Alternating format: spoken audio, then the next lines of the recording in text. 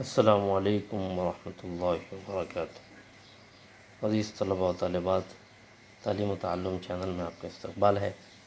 آج انشاءاللہ ہم دھوم جماعت کی حمد کی مشقی سرگرمیاں حل کریں گے۔ تو یہاں یہ سوال دیا گیا ہے کہ نظم کا بغور مطالعہ کیجیے اور ذیل کی سرگرمیوں کو ہدایات کے مطابق عمل کیجیے، ہدایات کے مطابق مکمل کیجیے۔ یہاں پر بہت ساری سرگرمیاں دی ہوئی ہیں، تو ہدایت کے مطابق ہم اس کو حل کرنا ہے۔ پہلا سوال دیا ہوا ہے، نظم کی صنف، شاعر کا نام اور تخلص لکھیے۔ تین چیزیں پوچھی گئی ہیں۔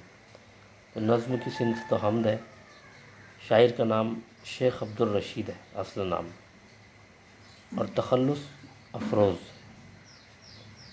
نظم میں بیان کی گئی اللہ تعالیٰ کی صفات کو تحریر کیجیے۔ اب یہ پوری نظم میں جو اللہ تعالیٰ کی صفات بیان کی گئی ہیں وہ ہم کو بیان کرنا ہے۔ تو اس میں ہم کو یہ دیکھنا ہوگا کہ اللہ تعالیٰ کی کون کون سی صفات کو یہاں بیان کیا گیا ہے۔ جیسے اللہ تعالیٰ منزل کا تقاضا ہے، اور اس کے علاوہ ڈوبتی آس کو تنکی کا سہارا ہے، اور سراپا نور ہے، دن اور رات کا بنانے والا ہے، شفقت کرنے والا ہے، اور اس کا کوئی ہمسر نہیں ہے، وہ یکتا ہے، وہ جسے چاہتا ہے تخت دیتا ہے، جسے چاہتا ہے تاراج کرتا ہے، مالک ہے، آقا ہے، اور ہر چیز میں سمایا ہوا ہے۔ تو اس طرح کی جو صفات ہیں وہ ہم کو تحریر کرنا ہے۔ اس کے علاوہ تیسری سرگرمی دی ہوئی ہے، نظم سے سند تضاد کے اشعار نقل کیجیے اور متضاد الفاظ کو خط کشیدہ کیجیے۔ پہلے تو ہم کو سند تضاد کے اشعار لکھنا ہوگا، اس کے بعد ہم کو جو متضاد الفاظ ہیں ان کے نیچے خط کھینچنا ہوگا۔ جیسے مثال کے طور پر اگر ہم دیکھیں تو اپنے محور پہ ہیں گردش میں اگر شمس و قمر، شمس اور قمر ایک دوسرے کی ضد ہیں، تو اس کے نیچے ہم انڈر لائن بھی کریں گے، اور یہ شعر پہلے نقل کریں گے، اور اس کے نیچے اور اس کے بعد یہ دونوں الفاظ جو ہیں جو ایک دوسرے کی ضد ہیں ان کے نیچے خط کھینچیں گے۔ اسی طرح چاند سورج تیرا اوصاف بیان کرتے ہیں، اس میں چاند سورج کی وجہ سے ہم کہیں گے کہ شعر میں سند تضاد کا استعمال کیا گیا ہے۔ رات اور دن ہے پروئے ہوئے موتی کی طرح، یہاں پر بھی رات اور دن استعمال ہوا۔ اور اس کے علاوہ سپیدی اور اندھیرا، یہ بھی ایک دوسرے کی ضد ہے، تو یہ بھی اس میں شامل ہو جائے گا سند تضاد والے اشعار میں۔ پھر تخت دے اور تاراج کرے، یہ دونوں بھی، تخت دینا اور تاراج کرنا یہ بھی ضد ہے ایک دوسرے کی، یہ بھی اس میں شامل ہوگا۔ تو اس طرح سے ہم کو یہ دیکھنا ہوگا کہ کون سے اشعار میں سند تضاد ہے، اس کو نقل کرنا ہے، اور اس کے ساتھ اس کے نیچے خط بھی کھینچنا ہے۔ قل هو اللہ احد، اس آیت کے مفہوم والا شعر نقل کیجیے۔ یعنی کون سا شعر ہے جس میں قل اللہ احد کو بیان کرنے کی، یعنی اس کے مفہوم کو بیان کرنے کی کوشش کی گئی ہے۔ تو یہ جو تجھ سے بڑھ کر کوئی شفقت نہیں کرنے والا، تیرا ہمسر ہے نہ ثانی کوئی یکتا تو ہے، اس شعر میں اس کی مفہوم کو بیان کرنے کی کوشش کی گئی۔ اب قافیے لکھنا ہے، نظم سے 4 قافیے لکھنا ہے۔ تو کوئی بھی 4 قافیے اب لکھ سکتے ہیں، جیسے اندھیرا، یکتا، آقا، سہارا، مولا، سمایا، یہ سب قافیے ہیں۔ تو آپ کوئی بھی 4 لکھ سکتے ہیں، وسیلہ، سراپا، زمانہ، سہارا، پکارا وغیرہ۔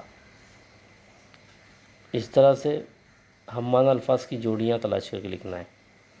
تو ہم الفاظ کی جوڑیوں میں آپ جیسے مثال کے طور پر شمس اور کے ساتھ آئے گا سورج، قمر کے ساتھ آئے گا چاند، رات کے لیے شب استعمال ہوا، اور تو اس طرح سے ہم کو یہ دیکھنا ہے کہ ایک جیسے معنی رکھنے والے کون سے الفاظ آئیں، اور وہ یہاں پہ نقل کرنا ہے۔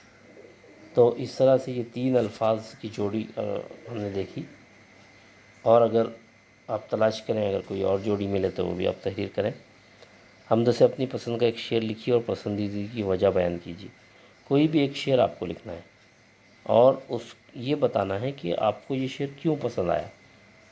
تو آپ کوئی بھی شعر نقل کر سکتے ہیں اور اس کی وجہ آپ کو پھر لکھنا پڑے گا کہ ہم کو یہ شعر کیوں پسند آیا۔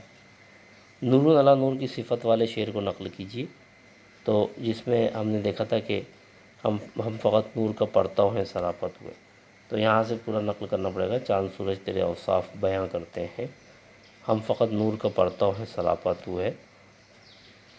اس طرح سے اشعار کی تشریح کرنا ہے۔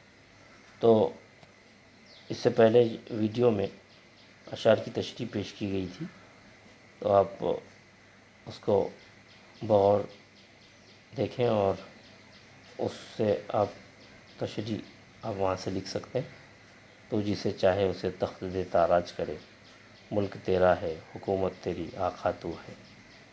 مختصر یہاں یہ بیان کر دیتا ہوں کہ تو جسے چاہے اسے تخت دے تاراج کرے۔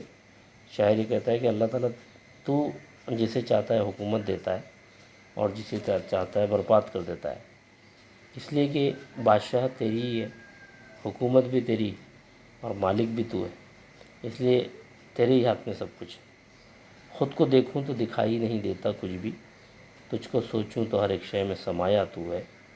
شاعر یہاں کہتا ہے کہ میں جب اپنے آپ کو دیکھتا ہوں تو مجھے کچھ بھی دکھائی نہیں دیتا، اس لیے کہ مجھ کو جو کچھ ملا ہے وہ اللہ تیری عطا ہے، تیری نعمت، تیری نعمتیں ہیں جو میں استعمال کر رہا ہوں۔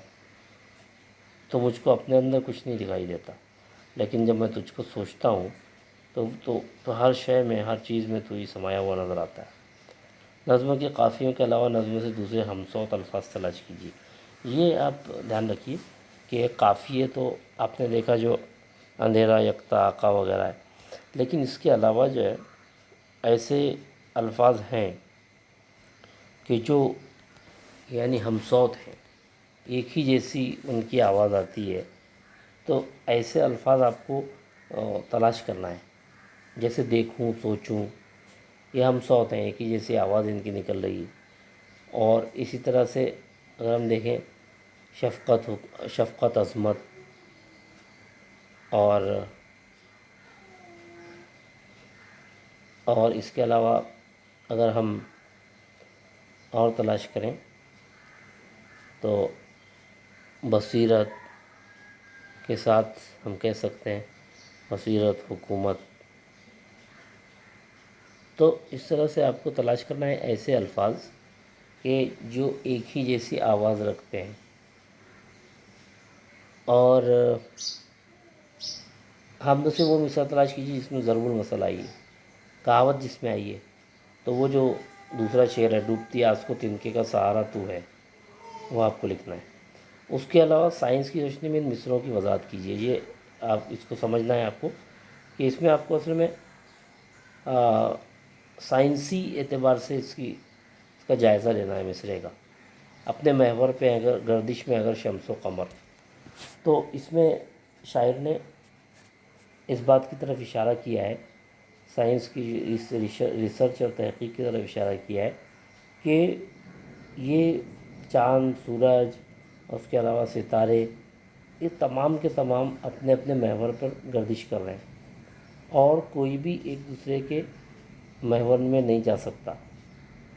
اور یہ اصل میں حقیقت قرآن نے خود بیان کی ہے کہ چاند سورج جو ہیں، یہ مطلب یہ کہ تمام ستارے، چاند، سورج وغیرہ یہ اپنے اپنے محور پہ گردش کرتے ہیں اور کوئی ایک دوسرے کے مدار میں داخل نہیں ہو سکتا۔